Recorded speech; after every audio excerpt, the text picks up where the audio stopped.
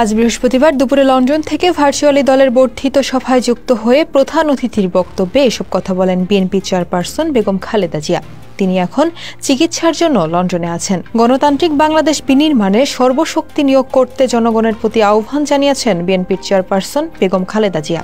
তিনি বলেছেন, এখনও ফ্যাসিস্টদের দোসর ও বাংলাদেশের শত্রুরা গণ অভ্যুত্থানের মাধ্যমে প্রাপ্ত অর্জন নস্যাৎ করতে গভীর ষড়যন্ত্রে লিপ্ত রয়েছে। আজকের সভায় খালেদা জিয়া বলেন, আমাদের সবাইকে একসঙ্গে কাজ করতে হবে। এখনও ফ্যাসিস্টদের দোসরেরা চক্রান্তে লিপ্ত। আসুন গণতান্ত্রিক বাংলাদেশ বিনির্মাণের জন্য আমাদের সর্বশক্তি নিয়োগ করি, ঐক্যকে আরও বেগবান করি।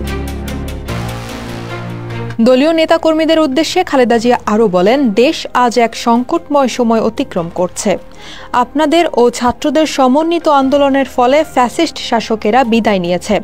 একটা অন্তর্বর্তী সরকার গঠিত হয়েছে। তাদের কাছে জনগণের প্রত্যাশা রাষ্ট্র মেরামতের ন্যূনতম সংস্কার দ্রুত সম্পন্ন করে গণতান্ত্রিক ব্যবস্থায় ফিরে যাওয়ার জন্য সকলের কাছে গ্রহণযোগ্য একটি নির্বাচন অনুষ্ঠান করা।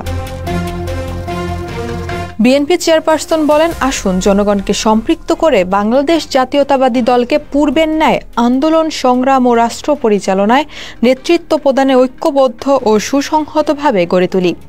খালেদা জিয়া আরও বলেন, ছাত্র যুবক সহ দেশবাসীর কাছে আহ্বান রাখতে চাই, আসুন ভ্রাতৃত্বের মাধ্যমে বাংলাদেশকে বাসযোগ্য ও উন্নত রাষ্ট্রে পরিণত করি।